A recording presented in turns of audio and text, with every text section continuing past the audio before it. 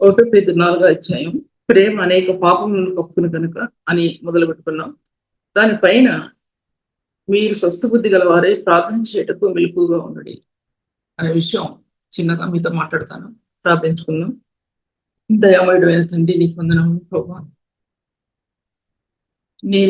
ఎరిగిన సంగతులు, నేను ఎరుగని సంగతులు, సత్య స్వరూపియగు నీ ఆత్మ దర్శనంలో నీవు ప్రత్యక్షపరిచిన సత్యములు తండ్రి, నీ ఆత్మ నాలో ఏకం చేయబడగా నేను నడిచే ఆ మార్గాల్లో నీ ఆత్మ యొక్క ప్రభావంలో ప్రభా బయలువేడి సత్యాలు మనోనేత్రాలను వెలిగించినందున ప్రభు నీ యొక్క సత్యాన్ని వినుటలో, నీ సత్యాన్ని గ్రహించడంలో, ఆ రివల్యూషన్ ఆత్మకు అనుగ్రహించడంలో ప్రభు ఆ బలమైన సత్యాలు ఈ దినాన ప్రభు మీరు నాతో నీ బిడ్డలతో మాట్లాడండి తండ్రి.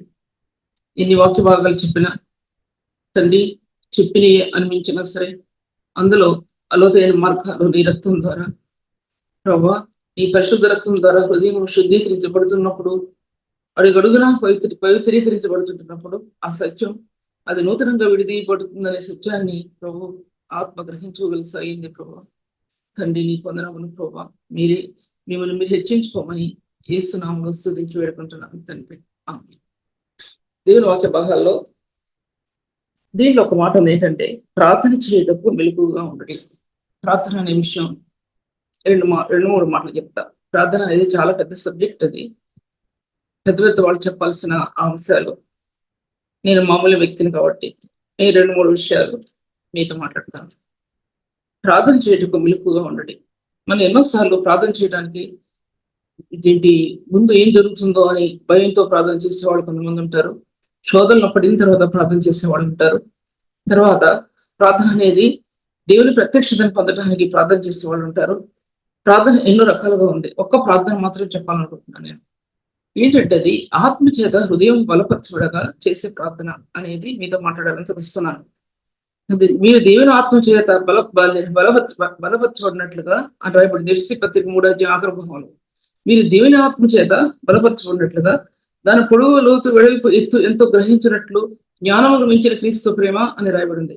ఇప్పుడు నేను మీతో చెప్పేది దేవుని ఆత్మచేత మీ హృదయం నా హృదయం బలపరచబడగా ఆత్మ తానే జపసఖ్యం కాని మూలులతో అని చెప్పబడింది రోమిల రాసిన పత్రిక 8వ అధ్యాయంలో. ఈ అంశాలన్నీ కూడా ఆత్మచేత నేను బలపరచబడకుండా ఈ శక్తిని నేను అనుభవించకుండా మీ మధ్యలో నేను ఒక మాట కూడా చెప్పడం లేదనే విషయాన్ని కూడా మీరు జ్ఞాపకం చేసుకోవాలి. ఎక్కడో చదివిన విషయాలు కానీ ఎవరో మాట్లాడిన విషయాలు కానీ ఎప్పుడూ మీ మధ్యలో నేను మాట్లాడను. నా ఆత్మ ఆ సత్యం తెలుసుకోకపోతే మీ మధ్యలో నేను మాట్లాడటానికి నాకు సాధ్యపరచబడదు. ఆత్మచేత బలపరచబడటం అనేది ఒకటి అందులో ప్రార్థనాత్మ ఒక హృదయానికి ఇవ్వబడుతుంది. ప్రార్థనాత్మ ఎవరిని విమర్శించట్లేదు. ఇక్కడ నేను ఉన్న సత్యం చెప్తున్నాను అంతే. మీరు ఎప్పుడు అనుకోవద్దు మమ్మల్ని అంటున్నారని, మమ్మల్ని ఇంకో భావంతో చూస్తున్నారని ఎప్పుడు అనుకోవద్దు. అలాగా దేవుని వాక్యం విధానంలో ఆ ప్రభు సత్యం వివరించిన సత్యాన్ని మీకు తెలియపరుస్తాను కానీ ఎవరి సంగతి కూడా నాకు ఏమీ తెలియదు. ఒక్క చిన్న సున్నా పొల్లు కూడా ఎవరి గురించి కూడా నాకు తెలియదు. కానీ దేవుడు అనుగ్రహించిన సత్యాన్ని మీ మధ్యలో మాట్లాడుతున్నా. ఆత్మ బలపరచబడటం అనేది అది సర్వసత్యంలో నడిపిస్తుంది. నేను గ్రహించుకుంది ఆత్మ ఒక హృదయం మీదకి చాలా బలం తీసుకొస్తుంది. ఎప్పుడంటే వారి శోధనలో పడినప్పుడు, వారు ఇరుకుల్లో పడినప్పుడు కొన్నిసార్లు వాళ్ళని త్రోసివేసిస్తారు. సంఘం కానీ తోటివారు కానీ త్రోసివేసి నువ్వు ఎందుకు పనికిరావు అని బాధ హృదయంలో ఉంటుంది చాలా మందికి. అటువంటి వారు చాలా మంది దేవుని సేవ చేయాలనుకున్నా చేయలేక ఉన్నటువంటి వారు ఉంటారు. ప్రభు ఇచ్చిన తలాంతుల్ని ఉపయోగించుకోలేక ఉంటారు చాలా మంది. ఎందుకంటే అటువంటి పరిస్థితుల్లో అలా ముందుకెళ్ళలేము. నేను గ్రహించుకున్న విషయం మాట్లాడుతున్నాను. అటువంటి సమయంలో నిరాధారణంగా ఉంటది. ఎటు చూసినా సరే శూన్యమే ఉంటుంది. ఎటు చూసినా సరే మార్గం తెరవబడదు. ఒక పక్క ఆర్థిక పరిస్థితులు, చేతుల్లో డబ్బులు ఉండవు.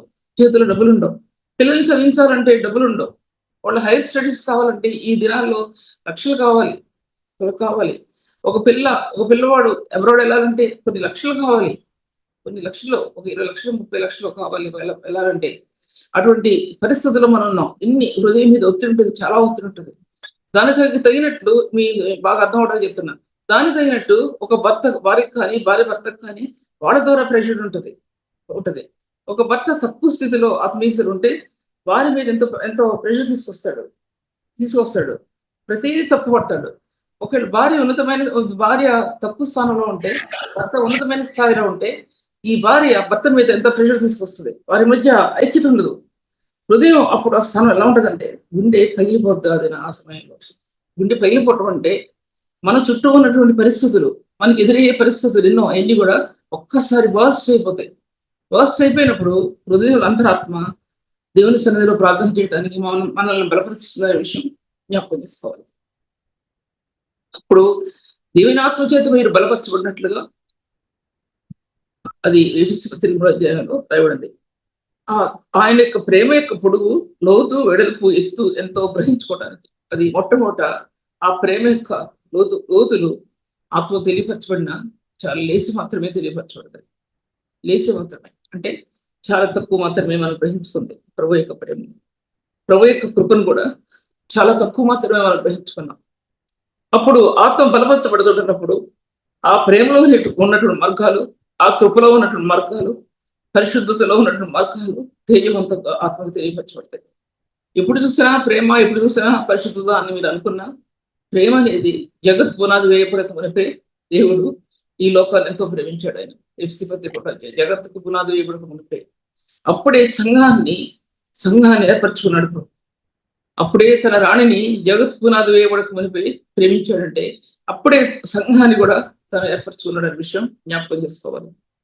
దీంట్లో ఈ యొక్క ప్రార్థన అనేది ఏంటంటే రోమీయులకు రాసిన పత్రిక 8వ అధ్యాయంలో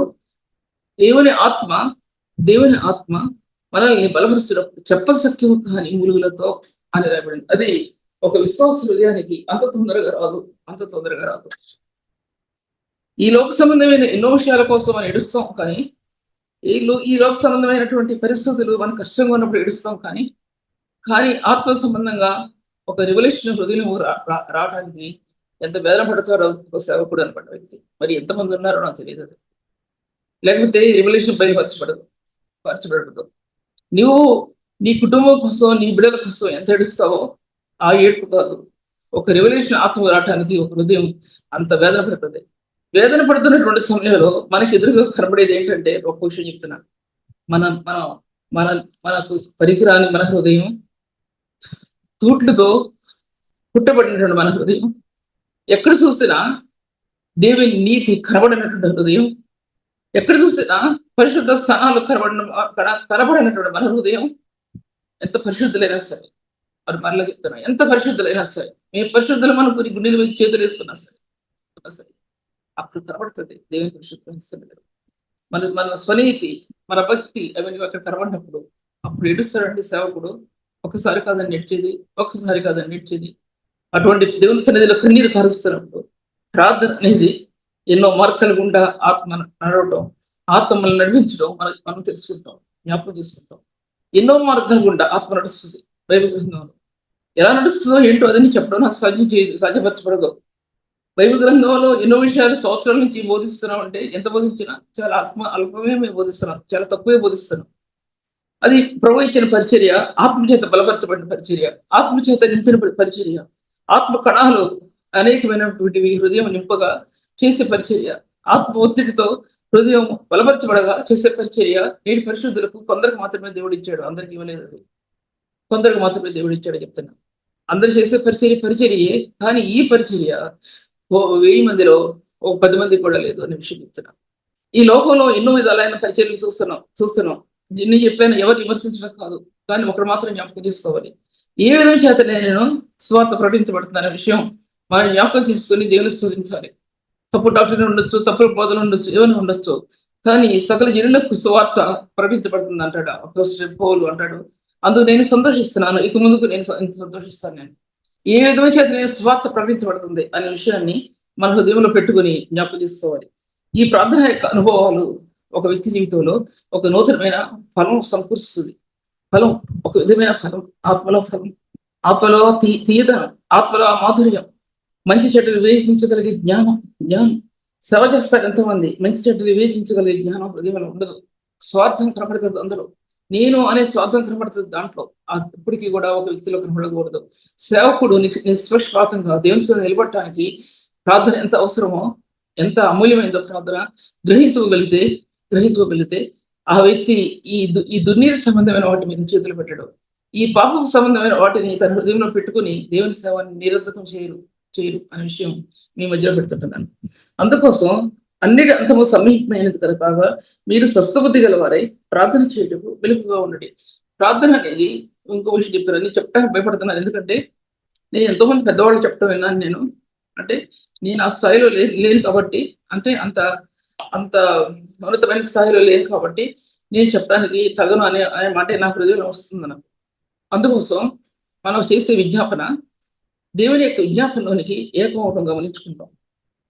విజ్ఞాపన యొక్క రహస్యానికి, క్రీస్తు యొక్క విజ్ఞాపన రహస్యానికి మన హృదయం అంటుకట్టబడటం చూస్తాం. దాంట్లో చూస్తున్నప్పుడు అప్పుడు చెప్పసఖ్యం కాని వేదన హృదయంలో రగులుస్తుందంటే అగ్ని ఎలాగా ఉంటుందో ఆ అగ్ని మన హృదయంలో ఉండటం మనం చూస్తాం. ఎప్పుడైతే క్రీస్తు వేదన రహస్యంలోనికి మన ఆత్మ వెళుతుందో, వెళ్ళినప్పుడు మన కార్చే కన్నీళ్లు ప్రభు యొక్క కన్నీళ్లతో ఏకమవటం గమనించుకుంటాం. అటువంటి జీవిత విధానాల్లో చిన్న సేవ అయినా ఉన్నతంగా ఫలిస్తుంది. చిన్న సేవ అయినా ఉన్నతంగా ఫలిస్తుంది.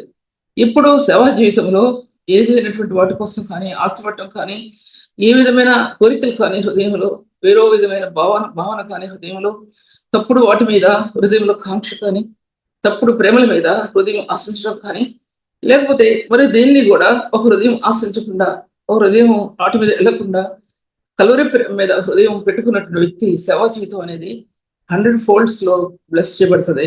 100 folds లో ఆ ఫలం ఆత్మ పొందుతుంది, లేదా అందదు.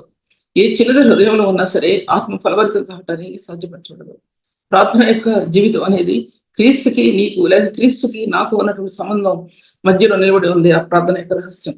ఈ ప్రార్థన రహస్యం మీదే సంఘం ఆధారపడి ఉంది. ప్రార్థన రహస్యం మీదే సేవ ఆధారపడి ఉంది. మన వ్యక్తిగత జీవితంలో చేసే ప్రార్థనలో దేవుని సన్నిధిలో స్తుతిపూర్వకంగా నిలబడతాయి, విజ్ఞాపనలో నిలబడతాయి. అటువంటి సమయం కనుక సేవకుడు సంఘానికి ఇవ్వకపోతే సంఘం ప్రార్థన రహస్యాన్ని గుర్తించదు, ఎట్టి పరిస్థితులు కూడా గుర్తించదు. నేను సంఘాలు బలహీనమైపోతాయి. ప్రార్థన స్థాయికి వచ్చేపాటికి 4-5 కూర్చుంటారు సంఘాలు, 4-5 కూర్చుంటారు సంఘం. అటువంటి రోజుల్లో మనం ఉన్నాం. రోజులే అటువంటియా లేదా మనమే అటువంటి వాళ్ళమా అనేది ప్రశ్న చాలాసార్లు నాకు నా హృదయంలో ఆలోచన కలుగుద్ది. ఒకవేళ మనం ముందుకు వచ్చి ఏదైనా చేసినా అక్కడ కూడా విమర్శించబడతాం. కాబట్టి ఆ సమయంలో మౌనంగా ఉండటమే మంచిది అనిపించే గడియలు కూడా నా జీవితంలో ఉన్నాయి. ఏదైనా మనం మాట్లాడితే అటువంటి సమయాల్లో వీళ్ళకంటే ఎవరు గొప్పవాళ్ళు లేరా అనే ప్రశ్న కూడా వేయటానికి ఎవరు కూడా వెనుకాడరు. కాబట్టి ఒక జాగ్రత్తతో అన్నిటి అంతము సమీపమైనది కనుక మీరు స్వస్థబుద్ధి గలవారే ప్రార్థన చేయటకు వెలుపుగా ఉండండి. రెండవది, ప్రేమ అనేకమైన పాపాలను కప్పుతుంది. ప్రేమ పాపమును కప్పుతుంది అంటే అర్థం ఏంటంటే, పరలోకం నుండి దిగి వచ్చిన ప్రేమ, కల్వరి ప్రేమ మానవ పాపాన్ని కప్పేస్తుంది. అందరికీ తెలుసా సంగతి. చిన్నపిల్లడు చెప్తారు కానీ నేను చెప్పే విషయం ఆ విషయం చెప్పడం లేదు. కల్వరి ప్రేమ మానవుడు ఇంత పాపం చేశాడని, ఇంత దిగజారిన స్థితిలో ఉన్నాడని దేవుడు తలంచలేదు. మానవుడు పుట్టుకతోనే పాపి, నిజమే. ఆదికాండంలో అంటాడు దేవుడు, నోహ కాలంలో మానవ ఆలోచనలు బాల్యం నుండి చెడ్డవి, అది చాలా చెడ్డవి. ఎందుకంటే మట్టిలో తీయబడ్డాడు మానవుడు. పరలోకం నుంచి మహిమలో తీయబడలేదు మానవుడు, మట్టిలో తీయబడ్డాడు మానవుడు. మట్టిలో తీయబడినటువంటి మానవుడు పాపాన్ని హరించడానికి ప్రభు యేసు ప్రభు ఆయన తన సేవ కార్యాన్ని ఈ భూ పరాల మధ్యలో నిలబెట్టాడు. ఆయన ప్రేమ అనేకమైన పాపము కప్పును అనే విషయాన్ని నిర్గమకాండంలోనూ అనుకుంటున్నాను. ప్రత్యక్ష గుడారాన్ని వాళ్ళు కట్టినప్పుడు ప్రత్యక్ష గుడారం మీద ఎన్నో కప్పులు వేయబడ్డాయి. సముద్ర వచ్చల తోళ్ళు, తర్వాత మేక వెంట్రుకలు, పై భాగానికి కింద భాగానికి మధ్యలో మేక వెంట్రుకలు, తర్వాత పొట్టేళ్ల తోళ్ళు, కలర్స్ వేసిన ఏదైనా రంగులు వేసిన పొట్టేళ్ల తోళ్ళు, ఇలాగా కప్పులు వేయబడ్డాయి. కప్పులు వేయబడిన తర్వాత లోపల భాగం చూస్తే ఎంతో అందమైనటువంటి మార్గాలు, లోపల ఇంటీరియర్ డెకరేషన్స్ అంటే తెలుసు కదా, లోపల ఎంతో అందమైనటువంటి స్థలాలు, అందమైన కర్టెన్స్, దాంట్లో ఎక్కడ మచ్చ లేకుండా లోపల తెరలు, పరిశుద్ధమైన తెరలు కట్టబడటం మనం దేవుని వాక్యంలో చూస్తాం. అలాగే మన మీద, మన అంతరంగం మీద పరిశుద్ధని ప్రేమ సముద్ర వచ్చల తోళ్ళు అంటే వికారమైనటువంటి జంతువుల తోళ్ళు. ఆయన స్వరూపం లేనివాడే, సొగసు లేనివాడే. ఆయనకి స్వరూపము, సొగసు అనేది లేదు ఆయనకి. ఆయన ఆయన ముఖం వికారమైపోయింది. ఆయన ఏంటి ఏషియా 53 అధ్యాయంలో ఆయనకు స్వరూపమైన సొగసైన లేదు. మనం ఆయన అపేక్షించినట్లుగా ఆయన స్వరూపం లేదు. అతను తృణీకరించబడిన వాడును, వ్యసనాకాంతుడుగాను, వ్యాధిని అనుభవించిన వాడుగాను, మనుషులు చూడగలిగిన వానిగాను ఉన్నాడు. ఆయన మనుషులు చూడలేకపోతున్నారు ఆయన్ని. అంతగా వెదబడ్డాడు సిలువలో. ఎక్కడ కూడా చూడటానికి ఏమీ లేదు. అంత ముఖ వికారం అయిపోయింది ఆయన. అటువంటి ఆయన సముద్రోత్సవ తోళ్ళంటే అవి నేటి సంఘ వ్యవధిలో కట్టబడ్డాయి. కొంతమంది చోట కట్టబడ్డాయి, కొంతమంది చోట కట్టబడలేదు. అవి కట్టబడాలి.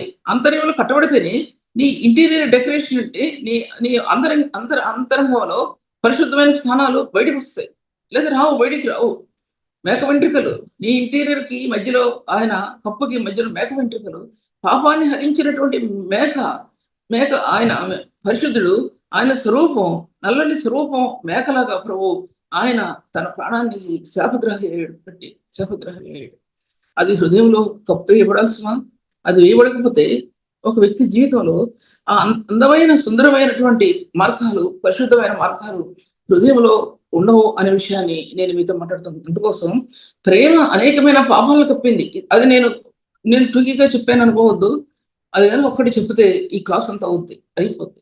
మీరు ఎంతోమంది గ్రహించుకోగలిగే సామర్థ్యవంతులు ఉన్నారు కాబట్టి ఒక విషయంలో రెండు మాటలు చెప్పానంటే అది మీరు గ్రహించుకోవాలి.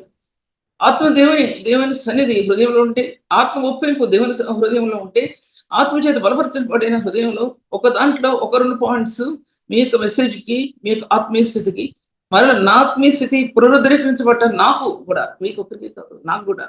నేనేమి పరలోకంలో దిగి రాలేదు నేను ఏమి మీకు బోధిస్తున్నా సరే నా హృదయాంతరంగంలో ఎంతో క్షోభ ఉంటుంది. నా హృదయంలో చెప్పిన తర్వాత నేను ఒకవేళ భ్రష్టాలు అయిపోతానేమో అనే వ్యధ ఉంటుంది నా హృదయంలో తీరని బాధ ఉంటుంది. నా హృదయంలో ఉంటుంది. ఈ బాధలన్నింటిలో ప్రభు మీద ఆధారపడటం అనేది, దేవుని సన్నిధిలో లోపట్టం అనేది, దేవుని సన్నిధిలో ఆయన పాదాలు పట్టుకోవటం అనేది నా జీవితానికి ప్రతిదినం జరిగేటటువంటి కార్యం. ప్రతిదినం అది లేకుండా ఈ సేవలో నేను వర్ధిల్లని నాకు బాగా తెలుసు. అందుకోసం మీరు మిక్కుటమైన భాగంలో ప్రేమ అనేక పాపములను కప్పులు కనుక ప్రేమ పాపాన్ని కప్పుతుంది. అటువంటి సేవకులు అటువంటి సేవాధర్మం కలిగినటువంటి వారు సంఘ వ్యవధిలో ఎన్నో తొందరలు కలుగుతాయి. ఒక సేవకుని మీద ఒక సేవకుడు ఇష్టానుసారం మాట్లాడచ్చు. అక్కడ దేవుని ఆత్మ పరిపూర్ణత చెందదు, ప్రేమ పరిపూర్ణత చెందదు, అక్కడ కృప పరిపూర్ణత చెందదు, ఎట్టి పరిస్థితుల్లో కూడా చెందదు. ఒక వ్యక్తికి విరోధంగా ఒక వ్యక్తి మాట్లాడితే పరిపూర్ణమైన ప్రేమ అక్కడ కనపడదు. పరిపూర్ణతలో ప్రభు అందించే ఫలం కనపడదు. పరిపూర్ణమైన స్థానాల్లో క్రీస్తు ప్రత్యక్షత కనపడదు. ప్రేమ ఎంత పరిపూర్ణమైనదో కృప అంత పరిపూర్ణమైనది. పరిపూర్ణమైన స్థానాల్లో ఎలా ప్రేమ దిగి వచ్చిందో పరిపూర్ణమైన స్థానాల్లో కృప అలా దిగి వచ్చింది. జ్ఞాపకిస్తోంది. కృప అనే దానికి ఒక మీనింగ్ కాదు. కృప అనే దానికి ఒక మీనింగ్ కాదు. అది ఎక్కడుంది అంటే క్రీస్తు యొక్క రక్తంలో దాచిపెట్టబడింది కృప. నీ అంతరంగానికి, నా అంతరంగానికి ఎప్పుడైతే రక్తం తెర కప్పబడిందో అందులో కృప కలిగినటువంటి ఆ ప్రభు అందులో దాచిపెట్టబడ్డాడు. అది కృప. ఎంత కృప కలిగిన వాడైతే ఆయన జగత్ పునాది వేయబడకమని ప్రేమించి ప్రభు భూలోకానికి పంపినటువంటి ఆ మహత్తరమైనటువంటి వెలుగులో ఆయన ప్రేమ ప్రణాళికలు అందులో దాచిపెట్టబడి ఉన్నాయి. ఆ వెలుగు తెరల్లో ప్రేమ ప్రణాళిక అంటే ఆయన ఉద్దేశించిన ఉద్దేశాలు దాచిపెట్టబడి ఉన్నాయి దానిలో. అది చాలా మందికి తెలియదు. ఎందుకు తెలియదు అంటే ఒక్క వెలుగు అనుకుంటారు, కానీ ఆ వెలుగు ఆయన సింహాసనం ఎదురుండి వచ్చిందని ఎవరికి కూడా తెలియదు. ఆ ప్రేమ యొక్క ప్రణాళికలో క్రీస్తుని దాచిపెట్టాడని ఎంతమందికి తెలియదు. ఆ క్రీస్తుని జగత్ పునాది వేయబడకమునిపై ఆయన క్రీస్తుని అనాది కాల సంకల్పంలో ఎప్పుడు ప్రేమించాడు. ఈ దినాల్లో జ్ఞానులు అనుకున్న వారికి, పెద్ద పెద్ద బోధకులకి, లేక సైంటిస్టులకి తెలియనటువంటిది. ఎంతో వాక్యాన్ని వివరించే వారికి తెలియనటువంటిది. హృదయాంతరంగం క్రీస్తు రక్తంతో తడపబడి మెత్తని చేయబడటం అనేది ఎరగినటువంటి స్థాయి. ఇది ఒక ఆత్మలో ఒక బంధం, ఆత్మలో పెనవేయబడిన అద్భుతమైన శక్తి. దాని ముందు ఈ లోక సంబంధమైన కుటుంబ ప్రేమలు దాని ముందు నిలబడలేవు. ఎందుకు నిలబడలేవు అంటే వారెవరిని వదిలిపెట్టి వెళ్ళిపోమని కాదు. ఆ హృదయంలో ఉన్నటువంటి ఒక తల్లి కానీ తండ్రి కానీ తన కుటుంబం కోసం పడే ప్రయాస కానీ తన సంఘం కోసం పడే ప్రయాస కానీ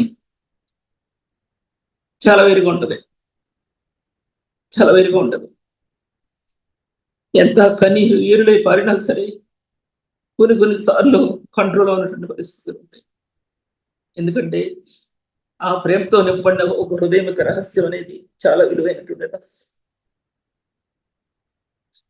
ఈ లోకంలో జీవించే జీవిత విధానంతో ఆ ప్రేమ కణాలు ఇవ్వాలి దేవుని మహిమను ఆ గుండెల్లో ఆ ప్రేమలో ఆపాదింపజేశాడు దేవుడు. ఆ మహిమను ఆపాదింపజేశాడు. ఆ మహిమను ఆపాదింపజేశాడంటే ప్రేమలో ఆ మహిమ యొక్క స్థానాన్ని నింపి బైబిల్ గ్రంథాన్ని తెరిచాడు ఆయన. అలా బైబిల్ గ్రంథాన్ని తెరవకపోతే మీరు నేను ఉట్టివాడం అయిపోయేవాడు, ఏమీ లేని వాడం అయ్యేవాడు. అద్భుతమైన ఆయన సంకల్పంలో ఈ స్థానాలు నేను పరిశుద్ధులకు తెరవబడ్డాయి. అందుకోసం ప్రేమ అనేకమైన పాపముల కప్పును ప్రేమ పాపమును కప్పుతుంది. పరిశుద్ధుడు ఎలా మనల్ని రెక్కలతో కప్పాడో సేవకుడు తన మీదకి వచ్చేవి, తన కుటుంబం మీదకి వచ్చేవి నిరపరాధి రక్తం దగ్గరికి వెళ్తాడు. నిరపరాధి అయిన ప్రభు చిందించే రక్తం తన కుటుంబం మీద పడు వరకు తను ఊరుకుండడు. అన్యాయంగా శ్రమలు అనుభవిస్తున్నప్పుడు, నిందలు అనుభవిస్తున్నప్పుడు కూడా ప్రార్థన చేసే సేవకులు ఎంతోమంది ఉన్నారు. వారి కోసం, ఇతరుల కోసం అన్యాయంగా శ్రమను అనుభవిస్తూ, అన్యాయంగా నిందలు అనుభవిస్తూ ఆ సేవకుల కోసం ప్రార్థించే సేవకులు కూడా ఉన్నారు. అందుకోసం ప్రేమ అనేకమైన పాపములు కప్పుగా మీరు నికుటమైన ప్రేమ గలవారే అన్నట్టు చాలా ప్రేమ కలిగి ఉండండి. ఈ ప్రేమ రహస్యం నేను పరిశుద్ధతలో పరిపూర్ణం చెందుతని ఒక సేవకుల్లో పరిపూర్ణత చెందుతని సంఘం ప్రకాశిస్తుంది. పరిశుద్ధ ప్రేమ చేత సంఘం ప్రకాశిస్తుంది, లేకపోతే సంఘం ప్రకాశించదు. ఈ ప్రేమ అతీతమైన ప్రేమ ఇది. ఈ లోకానికి, ఈ లోక సంబంధమైన మానవులకి చెందినటువంటి వారు చేసే ప్రేమ కార్యాలు కావు. పరలోక సంబంధమైనది, మహిమలో నుంచి దిగి వచ్చింది ఆ ప్రేమ, పరిశుద్ధుల ప్రేమ అనే విషయాన్ని ఒకసారి జ్ఞాపకం చేసుకోవాలి. ఇవన్నీ కూడా వాక్య విభాగాలు మీ మధ్యలో నేను మాట్లాడుతుంటున్నాను. వాక్యం యొక్క రిఫరెన్సెస్ మీతో మాట్లాడుతుంటున్నాను. అంతేగాని మరొక విధంగా నేను పక్కగా తొలగి వేరు భావాలు దీంట్లో ప్రదర్శించడం లేదు. నేను జ్ఞాపకం చేసుకోవాలి. తర్వాత పరిపూర్ణతకు అనుబంధమైన ప్రేమ కొలస్సీ రాసిన పత్రికలో ఉంది చూడండి, ఆఖరి భాగాల్లోనే కూడా ఉంది. పరిపూర్ణమైన వీటన్నిటికి మించి పరిపూర్ణతకు అనుబంధమైన ప్రేమ ధరించుకున్నాడు. కొలస్సీ రాసిన పత్రిక 3వ అధ్యాయం 11వ వచనం. వీటన్నిటిపైన పరిపూర్ణతకు అనుబంధమైన ప్రేమ ధరించుకున్నాడు. పరిపూర్ణత అనేది జీవగ్రంథంలో ప్రేమలో దాచిపెట్టబడి ఉంది, పరిశుద్ధతలో దాచిపెట్టబడి ఉంది, జ్ఞానంలో అంతకుముందు మెయిన్ రిఫరెన్సెస్ చెప్పారు. ఒకసారి నేను వాక్యం ఎటువంటి పరిపూర్ణత చెందిందో రిఫరెన్స్, ప్రేమ ఎటువంటి పరిపూర్ణత చెందిందో రిఫరెన్స్, అది జ్ఞానం ఎటువంటి పరిపూర్ణత చెందిందో రిఫరెన్స్, అలాగా 5 రిఫరెన్సెస్ చెప్పాను నేను. కానీ నేను వివరించలేదు. ఎందుకు వివరించలేదంటే ఈ సమయం సరిపోతాం వివరించడానికి. దీంట్లో ఒక మాట చెప్తున్నా, పరిపూర్ణతకు అనుబంధమైన ప్రేమను ధరించుకోనండి అనే మాటకి క్రీస్తు అనుగ్రహించే సమాధానము మీ హృదయంలో ఏర్చుండదండి. పరిపూర్ణతకు అనుబంధమైన ప్రేమ. ఒక వ్యక్తి పరిపూర్ణంగా అంటే అన్ని వైపుల పరిపూర్ణతను పొందటానికి ఈ ప్రేమ అనుబంధం, ఈ ప్రేమ అందులో అనుబంధం అంటే ఒక మాట, అందులో మన ఆత్మ, లేకపోతే ఒక కుటుంబంలో భార్యాభర్తలు చాలా అనుబంధంగా జీవిస్తారంటే ఒకరినొకరు మెలిసి జీవిస్తారు, ఒకరి మాటను ఒకరు మన్నించుకుంటారు అన్నమాట. దానికి అర్థం, భావం. అలాగే దీంట్లో పరిపూర్ణతకు అనుబంధమైన ప్రేమను, పరిపూర్ణమైన స్థానాలు బైబిల్ గ్రంథంలో ఎందుకు దాచిపెట్టబడేవి. అందులో ఈ మధ్యలో ఈ ప్రేమ ప్రకాశించింది. ఎలా ప్రకాశించింది? పరలోక సంబంధమైంది ప్రేమ అనేది. మీకు ఎంత చెప్పినా ఈ ప్రేమ గురించి తీరదు, ఎన్ని వాక్యోపదేశాల్లో చెప్పినా తీరదు. ఏంటిది? కణజాలాలు ఇవి. ఈ కణాలు, ఒక కణం పరిశీలిస్తే ఎన్నో కోణాల మధ్యలో ఆ ప్రేమ ప్రకాశించింది. ఎన్నో కోణాల మధ్య ప్రకాశించిన ప్రేమ యేసుక్రీస్తు శిలువానుభవంలో, రక్తంలో అందులో ప్రకాశిస్తుంది. చూస్తానికి రక్తమే, కానీ అందులో కోణాలు ఉన్నాయి, ఎన్నో రకాలైన కోణాలు. వారి ఆ రక్తం యొక్క అంతర్భావాలు పరిశీలిస్తే ఆ కోణాల్లో మహిమ యొక్క కోణాలు దాంట్లో కనెక్ట్ చేయబట్టాయి. పరలోకం యొక్క మహిమ కనెక్ట్ చేయబడ్డాయి, బైబిల్ గ్రంథం యొక్క మహిమ కనెక్ట్ చేయబడ్డాయి, మూడవది ఆత్మ యొక్క స్థానానికి కనెక్ట్ చేయబడ్డాయి. ఈ ప్రేమ అనేది దీనిలో పరిపూర్ణతని సాధిస్తే ఒక వ్యక్తి ఇన్ని విషయాల్లో పరిపూర్ణతలో ఆ వ్యక్తి అంతరాత్మ నిలబడుతుంది, లేదా నిలబడదు, ఇటు వరుసలో నిలబడదు. ఇది ఉట్టుటి పదాలు చెప్పి కూర్చొని చెప్పడానికి కుదరదు. ఉట్టుటి పదాలు చెప్పి ఇక్కడ వెళ్ళిపోవటానికి, ఉట్టుటి పదాలు చెప్తే మీరు ఏదేదో రాసుకుంటారు, లేకపోతే లేదు. కానీ ఈ జీవం కలిగిన వాక్యం అనేది ఎక్కడ పడాలో అక్కడ పడుతుంది. ఎవరి హృదయంలో పడాలో ఆ హృదయంలో పడుతుంది. ఒక సేవకుని హృదయంలో పడుతుంది. పెద్ద పెద్ద వాళ్ళ హృదయంలో కూడా ఎక్కడో పడుతుంది. వాళ్ళు కొన్ని వేల మంది ప్రకటిస్తారు. ప్రభు ఇచ్చిన పరిచర్య ఇది. ఇదండి ప్రభు ఇచ్చిన పరిచర్య. నాకేమి పెద్ద పెద్ద రావసరం, పెద్ద పెద్ద వ్యూస్ రావసరం, పెద్ద పెద్ద కామెంట్స్ రావసరం, నాకేం అవసరం లేదు. నాకు కావాల్సింది ఏంటంటే ఏ సేవకుల్లో ఈ వాక్యం పడుతుందో వారు ఫలించే అభివృద్ధి చెందాలి. దేవుని యొక్క రహస్యమైన గూఢమైన సంగతులు తెలుసుకోవాలి. అది ప్రేమలో దాచిపెట్టబడిందండి. పరిపూర్ణతకు అనుబంధమైన ప్రేమ, పరిపూర్ణత, వాక్యం యొక్క పరిపూర్ణత. వాక్యం మనం చెప్తున్నా సరే, నేను మీకు చెప్తున్నా సరే, ఎంత చెప్పగలుగుతున్నాను? ఏం చెప్పట్లేదు నేను మీకు. ఎంత చెప్పినా సరే, కోటి లక్షలు మిలియన్స్ కణజాలాల్లో ఒక కణాన్ని కూడా మీ మధ్యలో నేను వివరించలేకపోతున్నాను. ఈ కణజాలం నీ ఆత్మ ఎప్పుడు లభిస్తుందండి? క్రీస్తు ప్రేమలో నీ వాక్యం చేయబడినప్పుడు అది నీ హృదయంలో ఒక చిన్న కణం నీ హృదయంలో ఏర్పాటు చేయబడతాయి. నీ హృదయంలోనికి అది పరిశుద్ధాత్మ దేవుడు ఆ కణాన్ని నీ హృదయంలో ఉదిరిస్తాడు. అది మొట్టమొదటిది. అది రక్షణ కార్యం. ఈ రక్షణ కార్యాన్ని పరిశీలన పెట్టవలసిన ఎవరు? క్రీస్తు రక్తంలో కడగబడినటువంటి హృదయంలో ఈ యొక్క నీతియుక్తమైన పరిచర్య ఆత్మకి ఇవ్వడు. క్రీస్తు రక్తంలో కడగబడినటువంటి హృదయానికి ఎన్నో పరిశుద్ధ కణజాల మధ్య ఆ యొక్క ట్రాన్స్ఫర్మేషన్ అంటే అది మార్పు చెందడం అనేది, ఆ యొక్క ఉన్నతమైన స్థలాలలోనికి నీ ఆత్మ మార్పు చెందడం అనేది ఈ రక్షణ కార్యం లేకపోతే అది కుదరదు. ఎంతోమంది చూస్తున్నాను ఏ వాక్యాలు చెప్పినా వింటారు, ఎన్నో చూస్తారు, కానీ జీవము కలిగిన దేవుని వాక్యాన్ని చెప్పితే ఎవరో వినరు, పెడచి వినబడతారు. కారణం ఏంటంటే అది గుచ్చుకుంటుంది హృదయానికి. నీ హృదయం యొక్క పరిస్థితి, నా హృదయం యొక్క పరిస్థితి బయటికి తెలియజెప్పుద్ది ఆ వాక్యం. నువ్వు పాపంలో ఉన్నావని చెప్పుద్ది వాక్యం. నువ్వు పాపంలో జీవిస్తున్నావని చెప్తుంది వాక్యం. సంఘ వ్యవధిలోనూ సరిగ్గా లేవని చెప్తుంది వాక్యం. సంఘంలో పరిపూర్ణత లేదని చెప్తుంది వాక్యం. నీ పదార్థితో సంఘాన్ని నడిపించడానికి నీ దేవుని వాక్యం చెప్తుంది నువ్వు సరిగ్గా లేవని చెప్తుంది వాక్యం. నీ గొప్పదనంతో సంఘాన్ని నడిపించడానికి నీకు అధికారం లేదని చెప్తుంది వాక్యం. ఎంతమంది గ్రహిస్తున్నారు ఈ వాక్య విధానాన్ని? ఎక్కడుంది ప్రేమ? ఎక్కడుందండి ప్రేమది? అది కడకడాల మధ్య, వాదోపవాదాల మధ్య, ఈ లోక సంబంధమైన జ్ఞానంలో, ఈ లోక సంబంధమైన కట్టుకథల్లో ఈ ప్రేమ కణం నలిగిపోతుంది. ఎక్కడ నలిగిపోతుందంటే కల్పనా కథల్లో, మితమైన వంశావళిలో, పురాణాల్లో, లేకపోతే మనకు దేవునికి సంబంధించిన కానటువంటి విషయాల్లో ఈ ప్రేమ యొక్క కణం నలిగిపోతుందండి. ప్రేమ యొక్క కణం దాన్ని ఎవరు చూస్తారు? దాన్ని ఎవరు చూడరు. అది ఎవరికి వస్తలేదండి. ఇవన్నీ కావాలి. కల్పనా కథలు, మిత్రులైన వంశవాళ్ళు, విశ్వాస సంబంధమైన దేవుని ఏర్పడతో కాక అవి వివాదాలతో సంబంధం కలిగి ఉన్నాయి కనుక వాటిని లక్ష్య పెట్టద్దు.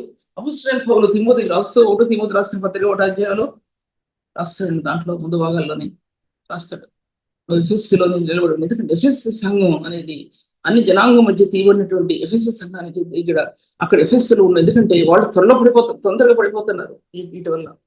జ్ఞాపకం పెట్టుకో. అసలైన దేవుని యొక్క శక్తిని, మహత్యాన్ని ఎరగకుండా ఎంతమంది వీటిలో లక్ష్యం ఉంచి వేల కొలది, లక్షల కొలది నిలబడిపోతున్నారండి. మనం చెప్పుకుంటే సిలువ వేయబడిన క్రీస్తు, రక్తం చిందించిన క్రీస్తు అంటే ఎవరికి ఎక్కుతుందండి? ఎవరికి ఎక్కట్లేదు, ఎవరికి ఎక్కదు.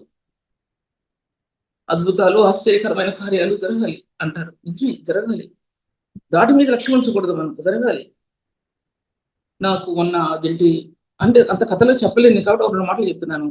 నా ఏలికి గాయం తగిలింది ఒక నైఫ్తో. అది పొడట్లేదు అంటే నాకేం షుగర్ లేదు, ఏమీ లేదు. కానీ ఏదైనా దెబ్బ తగిలితే రక్తం కారిపోతుంది అక్కడి నుంచి. నలుగురు సర్జన్స్ దగ్గరికి వెళ్ళినా చిన్న ఆపరేషన్ చేయాలన్నారు. చిన్న ఆపరేషన్ చేస్తారు, ఒకటి గుడుతున్నారు. ఆ నెలంతా కూడా నేను డాక్టర్స్ దగ్గరే తిరిగాను. ఎందుకు తిరిగాను? నాకు శరీరంలో నడునొప్పి గురించి, తర్వాత కోల్డ్ గురించి అలాగా 4 సార్లు తిరిగాను. 4 సార్లు తిరిగి ఒక మంత్లో. మళ్ళీ ఈ చేయి గురించి అప్పటికి 3 సార్లు తిరిగా. ఎంత? 7 సార్లు అయింది. 7 సార్లు. 8వ సారి వెళ్తే నేను ఆ చేతికి ఆపరేషన్ చేయాలని డేట్ ఇచ్చాడు డాక్టర్. పెద్ద పెద్ద డాక్టర్స్, సర్జన్స్ మామూలు కాదు, చేయాలన్నారు. ఆ రాత్రి దేవుని ఆత్మ చేత సంధించబడుతుంది హృదయం. ఎందుకంటే నా విశ్వాసం అధికమైపోతుంది. ప్రభా, ఈ డాక్టర్ ఇప్పుడు కూడా చెప్పాడు, ఇంతమంది డాక్టర్లు కూడా చేయాలి అన్నారు. చేయకూడదని ఒక్కడనలేదే. ఆ రాత్రి ఏడుస్తున్నానండి. నా దుఃఖం ప్రభు తప్పితే ఎవరికి లేదు, ఇది తెలియదు. నా పక్కన ఒక అమ్మాయి కింద పొడుగు నిద్రపోతా ఉంది. నేను నిద్రపోవట్లేదు. చెయ్యి అలా పెట్టుకుని ఏడుస్తున్నాను. 12 దాటిన తర్వాత అర్ధరాత్రి సమయంలో ఆ యొక్క గాయాన్ని ఇలా లాగి పడేశారు. ఎవరు పడేశారంటే బయటకు వచ్చి నా చేతి మీద పడిపోయింది. అక్కడే ఎక్కడైతే గాయం ఉందో అక్కడే పడిపోయింది. రూట్స్ తో సహా బయటకు వచ్చేసింది. ఎవరు చెప్తే ఎవరు నమ్ముతారండి? పెద్ద పెద్ద దేవుడు స్వస్థపరిచాడంటే నమ్ముతారు, కానీ నాది చిన్న విషయమే. కానీ నేను పడే పేద చాలా ఎక్కువ. తెల్లవారు చూసేవాడికి ఎక్కడ రక్తం చుక్కలేదు, గాయాల మీద చర్మం వచ్చేసింది. నేను చాలా టూక్గా చెప్తున్నా, ఎందుకంటే సమయం నేను పాడు చేయడానికి ఇష్టం లేదు కాబట్టి. సంఘంలో సాక్ష్యం ఇచ్చానండి. ఇది ఎందుకు ఇచ్చానంటే దేవుడు అద్భుతాలు చేస్తాడండి. ఆయన. నీ సాక్ష్యం అయిపోతే ఎలాగా? అందుముందు ఒకసారి నా కిడ్నీలో స్టోన్ వచ్చింది. డాక్టర్ చెప్పాడు దాన్ని స్మాష్ చేయాల్సిందే అన్నాడండి. అప్పుడు పెళ్లి చిన్నోళ్ళు స్మాష్ చేయాల్సిందంటే నా బాధ అంతులేని బాధతో ఇంటికి వచ్చాను. ఎక్స్రే స్కానింగ్స్ అని చేస్తారు స్కానింగ్స్ అని, రెడ్ మెడిసిన్ ఎక్కించి ఎక్కడుందో ఏంటి అది స్టోన్ చేస్తా ఆ టెస్ట్ చేశారు. ఫలానా చోట ఉందని చెప్పి ఉంది. ఆ రిపోర్ట్స్ తీసుకుని డాక్టర్ దగ్గరికి వెళ్ళాలి. నేను కూర్చొని ఏడుస్తున్నాను, ప్రార్థన చేస్తున్నాను. ప్రభా, లేదని చెప్పు ప్రభా, లేదని చెప్పు, నేను బతకలేను ఇప్పుడు, ఈ కిడ్నీ స్టోన్ ఆపరేషన్ అని ఏడ్చుకుంటా ఆయన పంపించానండి. తిరిగి సంతోషంగా వచ్చారు. ఏమన్నారు సార్, అది స్టోన్ కాదు, అది కిడ్నీలో స్టోన్ లేదు, అది స్టోన్ కాదు అన్నాడండి. ట్విన్ సిటీస్ లో ఫేమస్ డాక్టర్ అండి ఆయన. ట్విన్ సిటీస్ లో ఫేమస్ డాక్టర్, చిన్న డాక్టర్ కాదు. అపోలో హాస్పిటల్స్ లో పనిచేశాను ఆయన ఫేమస్ డాక్టర్. ఆయన దగ్గరికి వెళ్తాను కూడా భయపడతాను అన్నాడు. దాంట్లో ఒక స్టోన్ ఏమీ లేదు, అది రాంగ్ డయాగ్నోస్ చేశాడు అని చెప్పాడండి. ఒకసారి ఆలోచించుకోండి ఒకసారి. అద్భుతమైన కార్యాలు ప్రభు చేయకపోతే సంఘాల్లో దీనులు ఎలా సంకోచపడతారు? క్రీస్తు రక్తం చేత కడగబడినటువంటి స్థానాలు సంఘంలో ఉన్నాయి. అది క్రీస్తు పునరుత్థానం యొక్క శక్తి సంఘంలో నిలబడి ఉంది. ఎందుకు నిలబడిందంటే నేను చెప్తున్నాను, ఎక్కడ మరణం ఉందో క్రీస్తు మరణం, అక్కడ సమాధిలో మన పాప జీవితం ఎప్పుడు పాత పెట్టబడుతుందో పునరుత్థానం మహిమ అక్కడ ప్రకాశించడం నీటి పరిశుద్ధులు చూడగలగాలండి. అవి అప్పుడు అద్భుతమైన కార్యాలు జరుగుతాయి. అద్భుతమైన కార్యాల కోసం ఎగబడకూడదు అంటే ఆ మార్గాలు కాదు, కానీ క్రీస్తు యొక్క రక్తంలో అద్భుతమైన కార్యాలు ఆయన చేస్తాడు. కొన్ని సమయాల్లో చేసి తెస్తాడండి ఆయన. అది మీ మధ్యలో పంచుకుంటున్నాను. నేను వాక్యం నేను ఉంచుకోవడానికి ముందుకెళ్ళడానికి ఇంకా సమయం లేదు.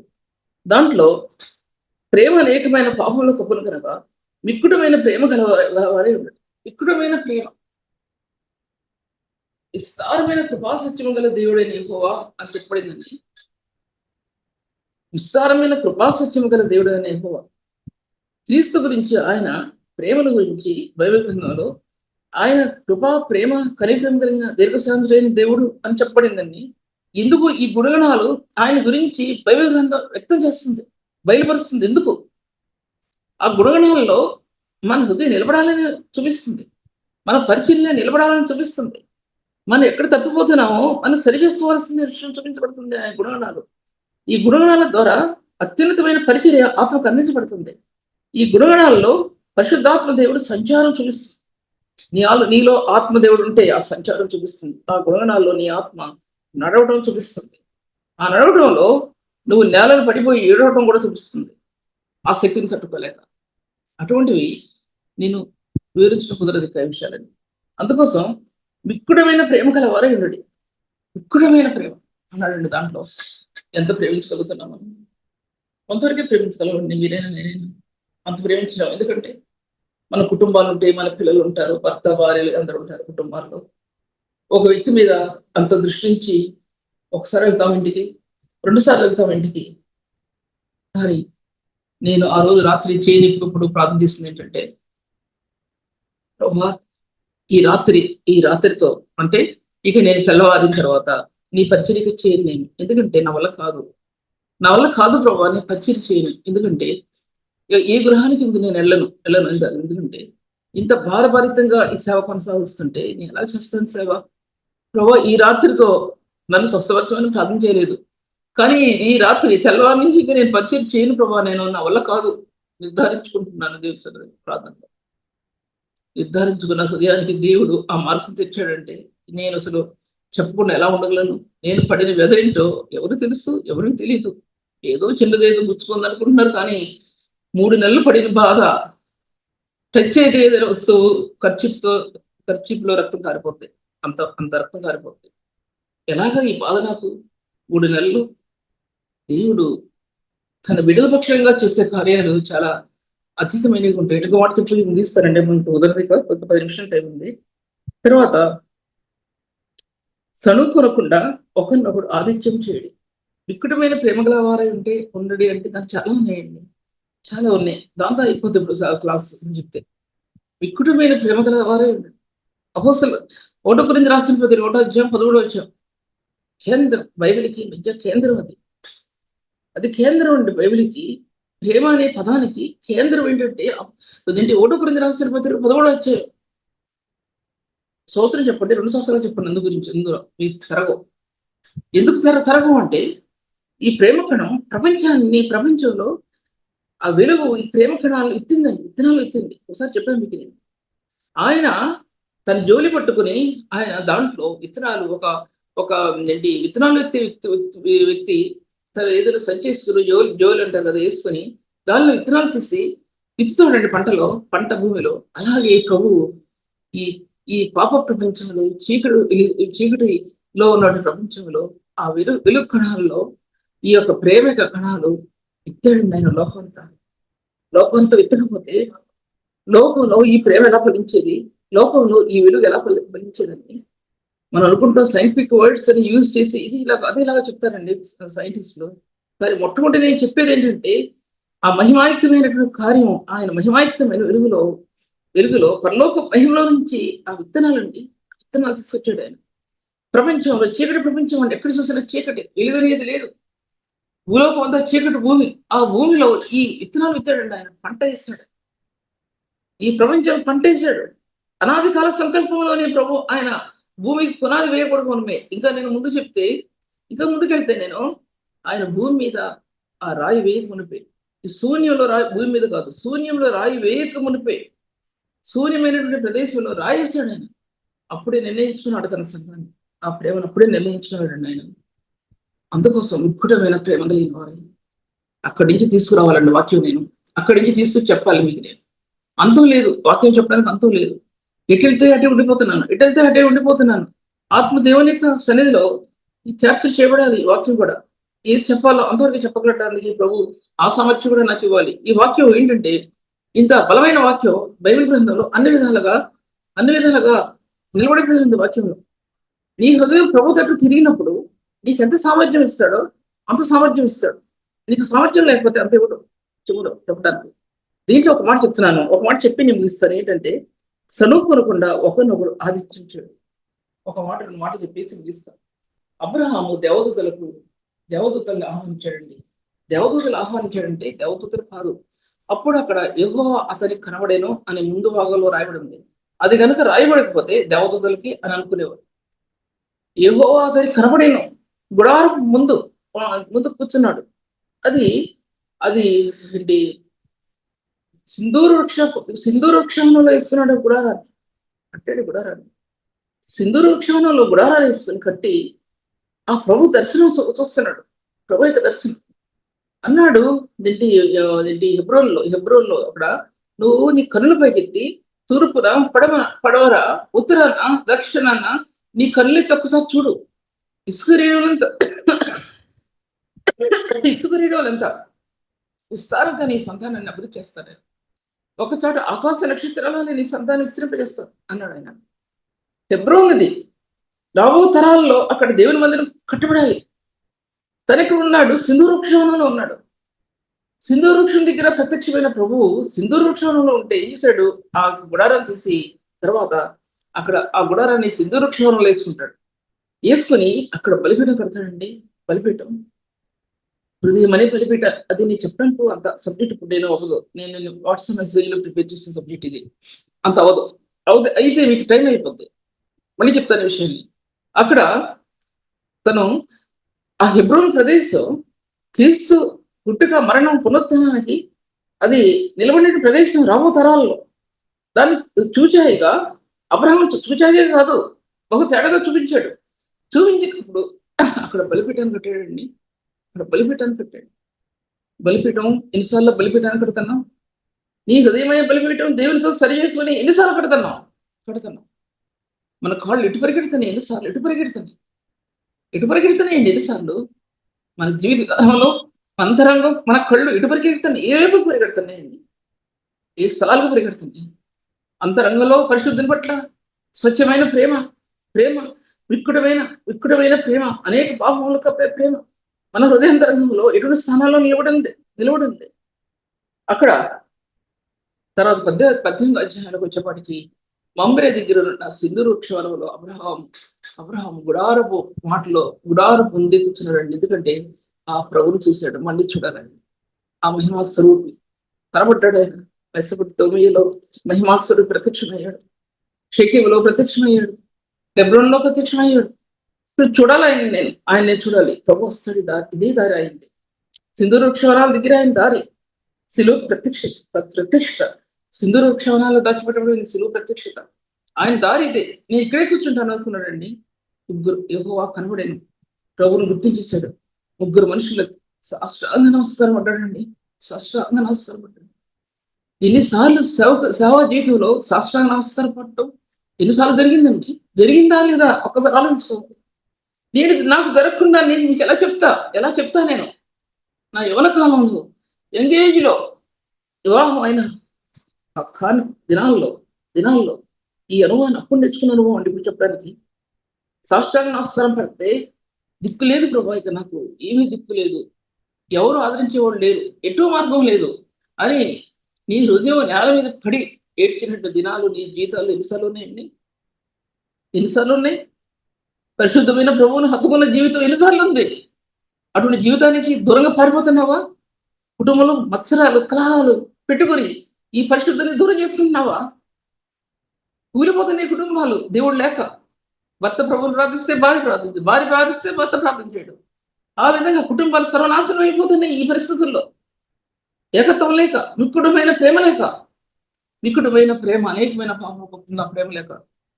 దేవుడు ఈ వాక్యాన్ని దీవించరు కాకండి. ఎందుకంటే ఇక నేను ముందుకెళ్తే ఇంకో మాట తీసుకోవాలి కనుక ఇక నేను ముందు వెళ్ళలేను. 10 నిమిషాలు తక్కువ, 5 నిమిషాలు తక్కువ, 9 అయింది నాకు టైం. ప్రభు ఈ వాక్యాన్ని దీవించిన కాక హృదయంలో ఈ వాక్యాన్ని పెట్టుకోండి. దేవుని సన్నిధిలో ఒక్కో హృదయం సరి చేయబడి ఆనందించాలి దేవుడిలో. లేకపోతే ఈ వాక్యం వృధా అయిపోతుంది.